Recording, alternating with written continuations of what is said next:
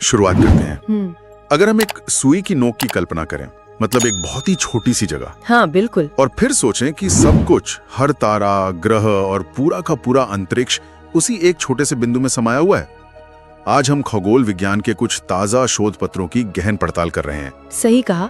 हमारा उद्देश्य बस ये समझना है कि उस एक छोटे बिंदु से ये अनंत ब्रह्मांड कैसे बना और इसका भविष्य क्या है। तो इन दस्तावेजों के अनुसार लगभग 13.8 अरब साल पहले, तो मतलब ना कोई समय था और न ही कोई जगह थी। बिल्कुल, शून्य स्थान और अनंत घनत्व। इसे पढ़कर सच में दिमाग चकरा जाता है। और फिर 1 सेकंड के अरबवें हिस्से में एक महाविस्फोट हुआ, जिसे हम बिग बैंग कहते हैं। लेकिन लोग अक्सर सोचते हैं कि ये कोई आग का गोला था जो फट गया। हाँ, ये एक बहुत बड़ी गलतफहमी है। असल में ये खुद अंतरिक्ष का बहुत तेजी से हुआ फैलाव था, कोई बम नहीं फटा था। मतलब वो एक प्रेशर कुकर जैसा था। शुरुआती पलों में गर्मी इतनी ज्यादा थी कि कुछ भी ठोस रह ही नहीं सकता था। बिल्कुल सही।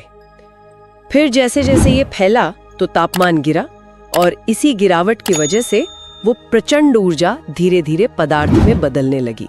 अच्छा, तो इसी प्रक्रिया से हाइड्रोजन और हीलियम जैसे तत्व बने? हाँ, ठंडे होते हुए कण आपस में जुड़े और इन्हीं तत्वों ने आगे चलकर तारों की नींव रखी। लेकिन सिर्फ गैस के ठंडे होने से तो तारे नहीं बन जाते ना? मतलब इसके पीछे कोई ताकत तो होगी। मैं समझाती हूँ। यहीं पर गुरुत्वाकर्षण का असली रोल आता है।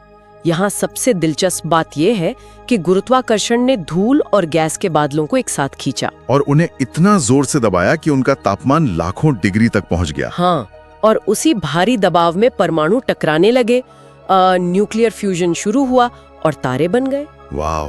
और फिर इन्हीं अरबों तारों ने मिलकर हमारी मिल्की वे जैसी आकाशगंगाएं बनाई। बिल्कुल। और सोचिए, हमारी मिल्की वे में 200 अरब से भी ज्यादा तारे हैं। हमारा अपना सूरज तो बस एक औसत दर्जे का तारा है। ये सब सुनकर लगता है कि हम ब्रह्मांड के बारे में बहुत कुछ जानते हैं, लेकिन ये स्रोत एक चौंकाने वाला आंकड़ा सामने रखते हैं। हाँ, वो 95% वाला रहस्य। सही कहा।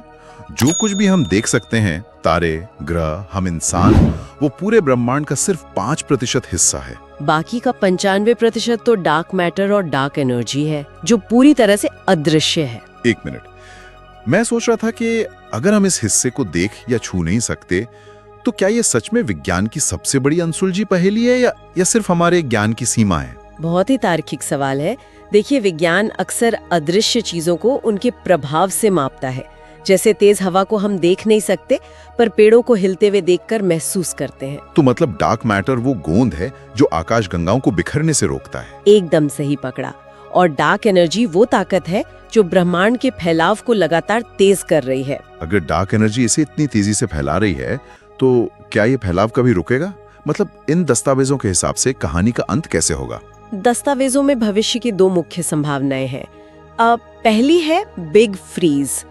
इसमें सब कुछ इतना फैल जाएगा कि गैस बिखर जाएगी और तारे बुझ जाएंगे, सब कुछ पूरी तरह से जम जाएगा, है ना? बिल्कुल। हर तरफ बस एक अनंत और ठंडा अंधकार होगा। बाप रे! और दूसरा सिद्धांत क्या है? दूसरी संभावना है बिग क्रंच। अगर भविष्य में कभी गुरुत्वाकर्षण हावी हो गया तो सब कुछ वापस खींचने लगेगा। मतलब वो वापस उसी सुई की नोक वाले आकार में सिकुड़ जाएगा जहां से ये पूरी कहानी शुरू हुई थी। हाँ, ब्रह्मांड फिर से वही एक बिंदु बन जाएगा। ये सब जानकर एहसास होता है कि भौतिक रूप से हम कितने छोटे और नगण्य हैं। हाँ, लेकिन इन जटिल चीजों को समझने की हमारी क्षमता सच में बहुत विशाल है। बिल्कुल। और जाने से पहले एक विचार पर गौर करना चाहिए। अगर बिग क्रंच सच में होता है